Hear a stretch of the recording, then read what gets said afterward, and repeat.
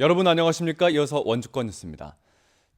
야생 진드기에 물려 감염되는 중증 열성 혈소판 감소 증후군 환자가 원주에서만 벌써 2명이나 발생했습니다. 타 지역에서 사망 사례까지 나오고 있어 야외 활동에 각별한 주의가 필요하겠습니다. 보도에 정다혜 기자입니다. 지난 24일 원주시 호저면에 사는 60대 남성이 SFTS 확진 판정을 받았습니다. 이 남성은 지난 14일 자신의 집 근처 텃밭에 다녀왔는데 등과 다리 부위가 진드기에 물렸고 나흘 뒤인 18일부터 발열과 기력 쇠약 증상을 보여 병원에서 치료를 받았습니다. 지난달 23일 올해 전국에서 첫 확진 환자가 원주 지역에서 나온 이후 도내에서 2번째입니다. 날씨가 따뜻해지면서 첫 감염자는 지난해보다 2주 빨리 발생했습니다. 전국에서는 올 들어 벌써 13명의 환자가 나왔고 최근 경북과 충남 지역에서는 2명의 사망자까지 발생했습니다. 최근 코로나19 감염을 피하기 위해 야외 활동이 늘고 있는 가운데 진드기 출몰 시기까지 겹쳐 야외 활동 시 피부 노출을 최소화하는 등 각별한 주의가 필요합니다. 보통 잠복기가 일주일에서 2주 정도 되니까 진드기에 물린 병력이 있고 열이 나면은 병원을 반드시 찾아주시면 좋을 것 같습니다.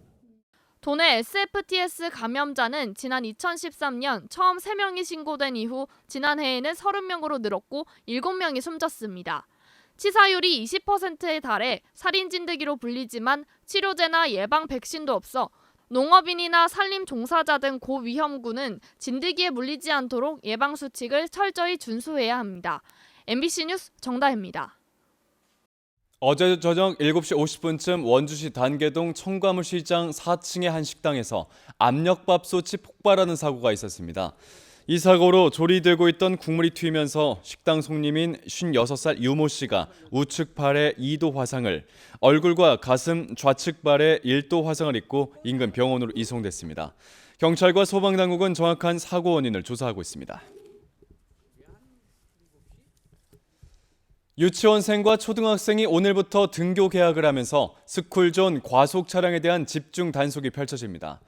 강원지방경찰청은 오는 6월 14일까지 어린이 보호구역 69곳을 선정해 등하교 시간 이동식 과속 단속을 실시하겠다고 밝혔습니다. 스쿨존 제한 속도인 시속 30km를 초과하게 되면 속도에 따라 승합차는 최대 16만 원, 승용차는 15만 원의 범칙금이 부과됩니다.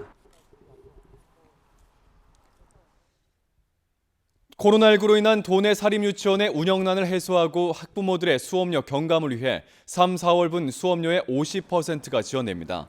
강원도 교육청은 정부 지원금 등 총 11억 원의 예산을 확보해 도내 81개 사립유치원 원화 8,400여 명의 3, 4월분 수업료 결손분을 오는 29일부터 지원하겠다고 밝혔습니다. 도내 사립유치원 89곳 가운데 수업료가 없는 8곳을 제외한 모든 사립유치원이 신청을 완료했습니다. 북부지방산림청이 4억 원을 투입해 원주시 단구동에 350제곱미터 규모의 산불 방지 지원센터를 조성합니다. 7월 말에 운영될 산불 방지 지원센터는 특수 진화대원들이 이용할 수 있는 샤워실, 대기실 등 근무 환경을 개선하기 위한 각종 편의시설이 들어섭니다. 또 진화 차량 차고와 기계화 진화 시스템, 개인 진화 장비 등 장비 보관 창고 시설도 설치돼 진화 대원들의 근무 여건을 개선하게 됩니다.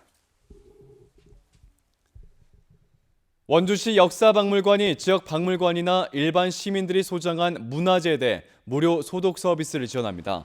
목재와 지류, 섬유로 제작된 미술품과 고문서, 기록물 등을 대상으로 다음 달 2일부터 5일까지 접수를 받아 무료 소독을 실시하며 특허를 받은 약재를 사용한 친환경 소독법을 사용하겠습니다.